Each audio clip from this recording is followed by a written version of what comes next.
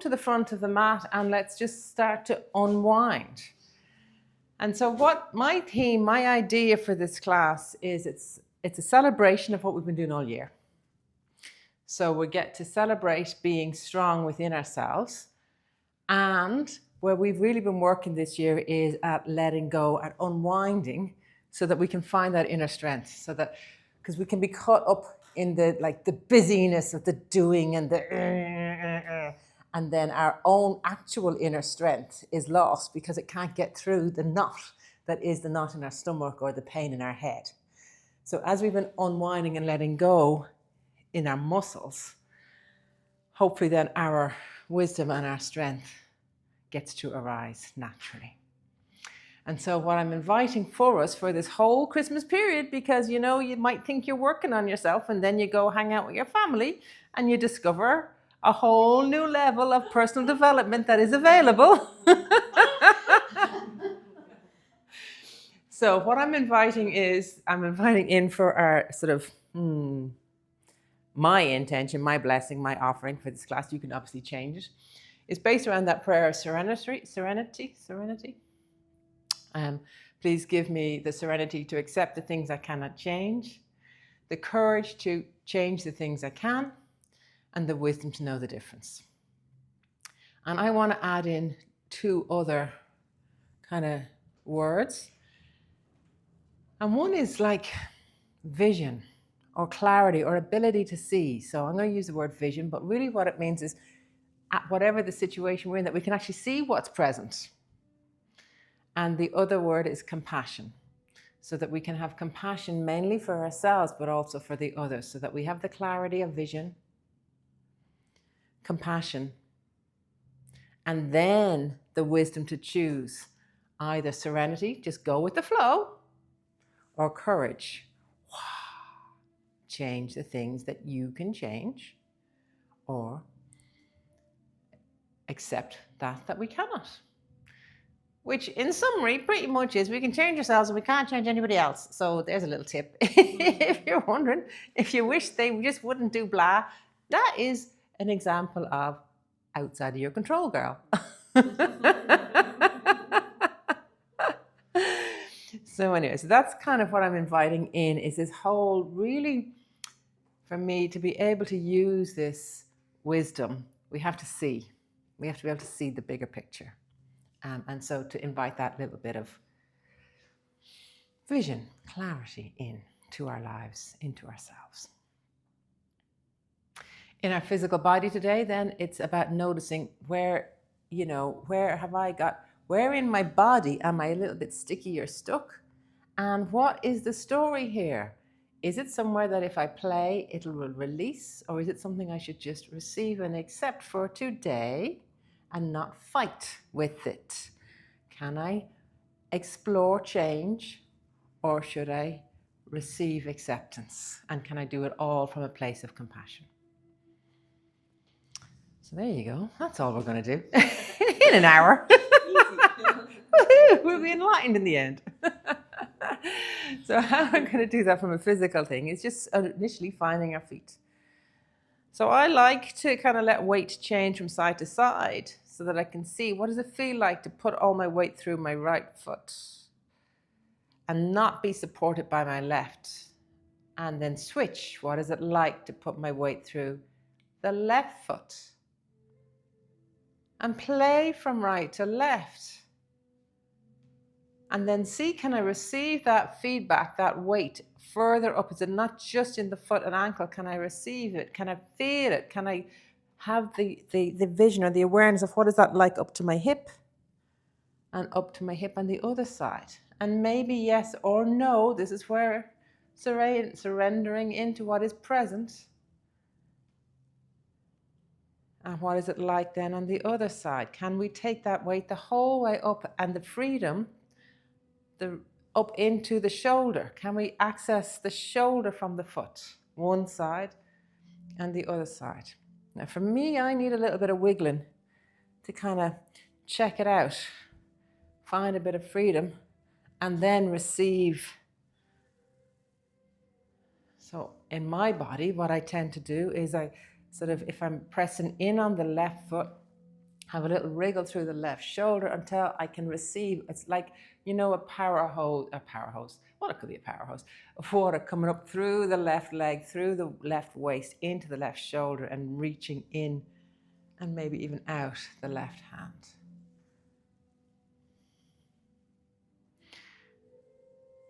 And notice, is there a path? Is it clearer on one side? Can you kind of go, oh yeah, I can kind of get it as far as my glutes on one side. But on the other side, I can feel it the whole way into my shoulders. Or maybe I don't feel anything at all on one side. And then in a moment or two, I want us to integrate both sides. So that's going to look like coming down. For me, I like to put weight, really pressing weight into both feet and seeing, can I receive through both?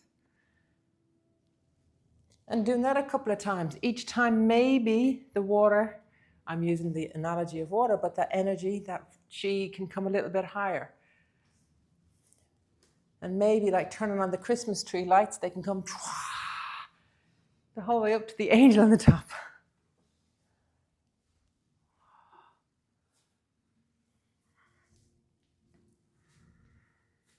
And what is it like to remember to finish the pose? So from the tippy toes, the whole way through to the tippy fingers on the top of the head and the tailbone. And then maybe having a little spin to the right side. And a little spin to the left side. And given that it's so windy outside, imagining maybe that you're a tree, that you have these feet, your feet are really, really grounded, and yet you can go with the flow, because this might happen. And what is it like then? I like the twisty one. I find the side bendy one a little bit more rigid, but what is it like to think you're upright and then be knocked off center to the right side? Or to the left side? What do you need to do? Can you notice how your feet position is changing, or the weight that's traveling through your feet is changing to let you, how far can you bend before you break?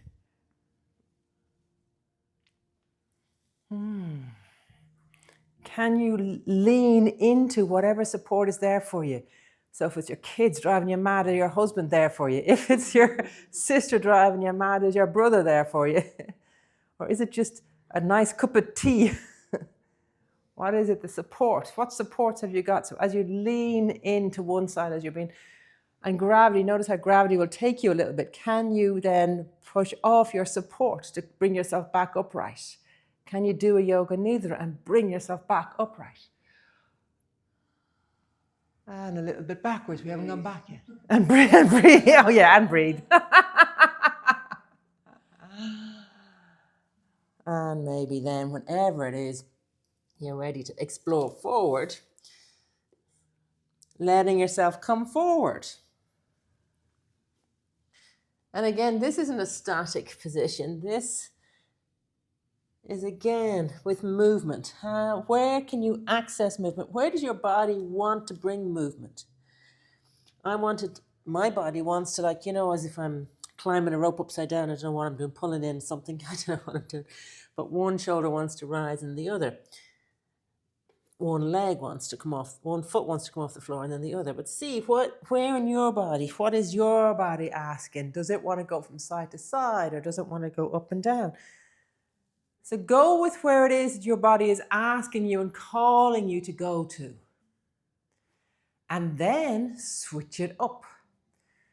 So if you've been doing an up-down movement, go for a side-to-side movement, or vice versa. So it's lovely to go with the body in the patterns it wants, but it doesn't always know all of the possibilities. So try a different orientation, a little different, something, a little something, as my daughter would say. And then in a moment, whenever it is that you're ready, we are going to come back to upright. So to get up from here and not to put all the strain through the mammy or your lower back, bend the knees, use your glutes, find your hamstrings, and if it's useful to even touch it so that you can really know that they're there, and then maybe even put your hand on your lower back so you're protecting that, you're remembering the effort is not coming from the weak point, the effort is coming from the whole system. as you bring yourself back up.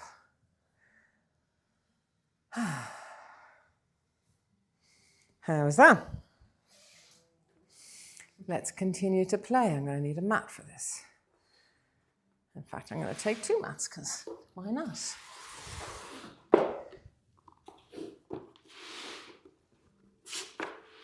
And so, next time we're going to end up coming into our kind of lungy sort of sequence, hence the double mat.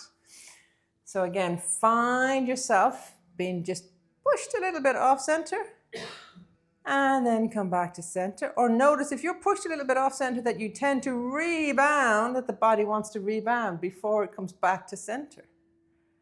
What does that look like in our lives?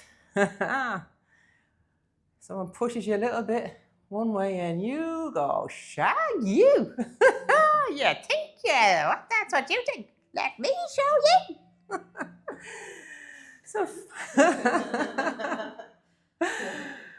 So notice that how as we go off center, our default is to overcorrect to come back to center, which is nice. I really like that. It's not a bad thing. But if we're aware of it, then maybe we don't have to use our words out loud, just in our heads. And then what's it like, the forward back off center a bit? Then notice how it's different, because when you're going forward and back, can you feel how your butt goes back? So your body auto-corrects for your center of gravity, so it's less discombobulating. Unless if you let yourself, if you want to go back a little bit more, and then see what that feels like. In order to get out of here, use your butt, use your big muscles to bring yourself forward, not leading with your head. Nice. Nice. So you can have that extra freedom if that suits your head and neck. But you know that once you enjoy this beautiful, oh, that's gorgeous, that to get out of this, you're going to use the legs and the butt, not the head. Lovely. That's beautiful. Really nice. Nice. Keeps the head much lighter. Yes. More space. Exactly. And it just floats almost. Yeah. And without putting pressure through the lower back, which is where we often effort. And then if you want it, lovely. Because see how you automatically, you just counterbalance, and then it's this that's moving. Oh, sorry. I started thinking about it. Oh, sorry. That was beautiful. What you were doing until I talked to you was gorgeous and balanced. Exactly. Nice. Next time we're down, we're going to stay down. And then we're going to step back with something, a leg. And hinge forward and back. Now here, it can be nice to put that back knee on the ground and just hello hips. Ooh. Hello hamstrings. Hello all these beautiful big muscles. Let me.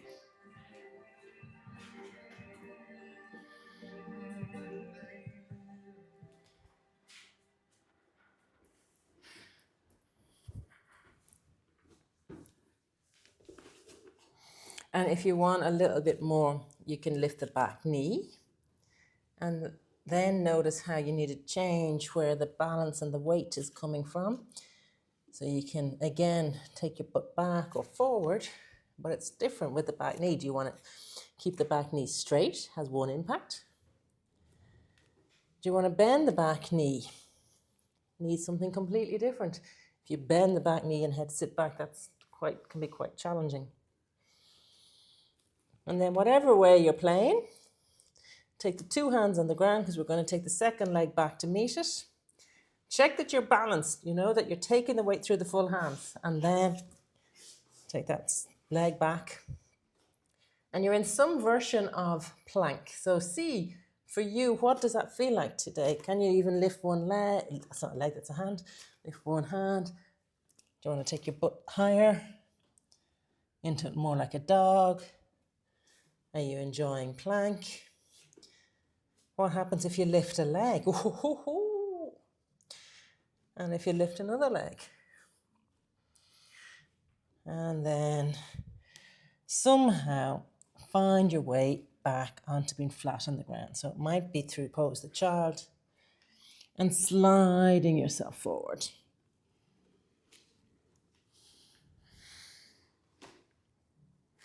And here is the moment of melt. I hope anybody watching this online appreciates that I'm not taking the moment of melt so I don't bang the mic and crack their ears. But everybody else can just enjoy this moment of melt. Can you wriggle? Can you let go? Can you let everything melt? Can you receive the support of the ground? Can you receive the support? And how in your body are you at receiving support? Where are you enjoying receiving it? Where is your body too tense? Where is your body not trusting the ground beneath you? Can taking a breath into that area help? Can taking a breath into the shoulders?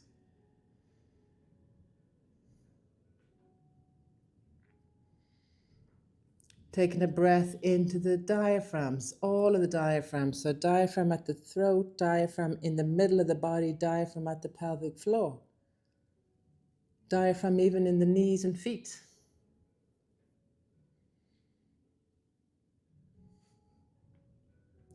And then in a moment, we're going to become a little bit active for a moment. And that's going to look like turning everything on. So everything is melted, then turning on the feet, turning on the legs, turning on the glutes, turning on the pelvic floor, turning on the abs, and feel how you want to rise up. And then allowing yourself shorten the back body, lengthening the front body, and allowing yourself come to some version of a cobra, some version of a back bend. Looking to lovely. Lovely. And then releasing back down with control. And once you've received the support, then allow yourself melt. You know the way if you have a little kid that you pick them up when they're kind of all distracted or distressed and you hold them really, really tight and then they're kicking it, or not kicking, but they're like they're just tense. And then they melt. Can you do that for yourself?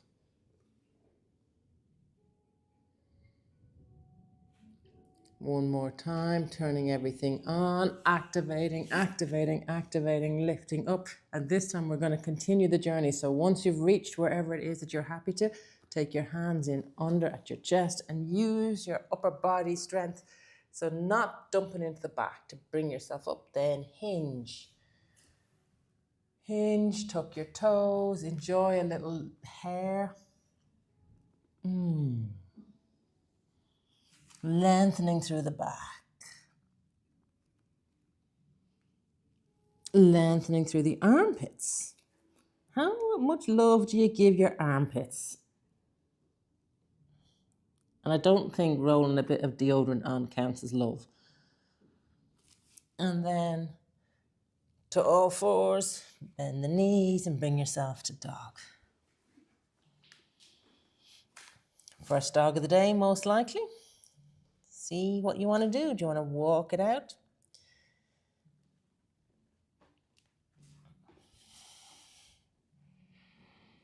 Just exploring how it is to be you right now.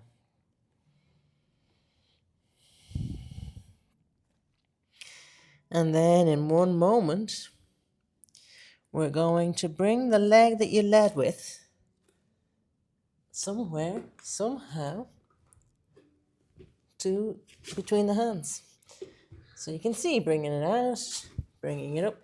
And I want us to do that because we're going to drop the back knee and do the other side. Hinging back and hinging forward.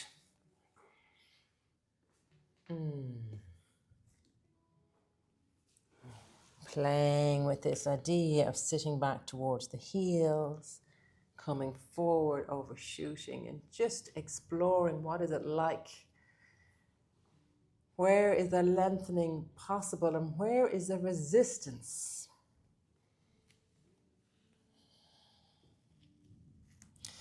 And then if you're up for it, you can tuck the back toe, hover the back knee, or straighten the back leg and play now. Just on 2 feet and 2 hands. No knee.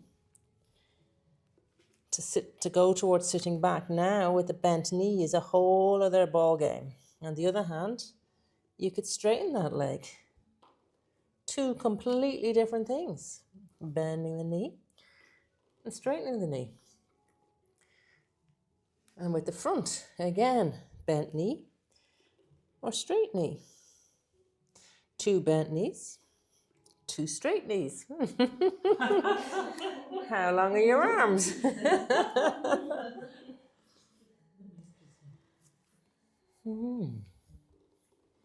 Taking one last moment, playing with whatever way you want to play here. And then stepping together from forward fold. Let's not waste a beautiful opportunity if you want to come into a squat, because we probably won't get another squat today.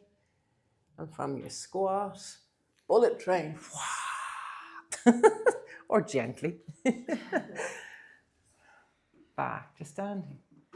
Have a little wriggle and see how that is.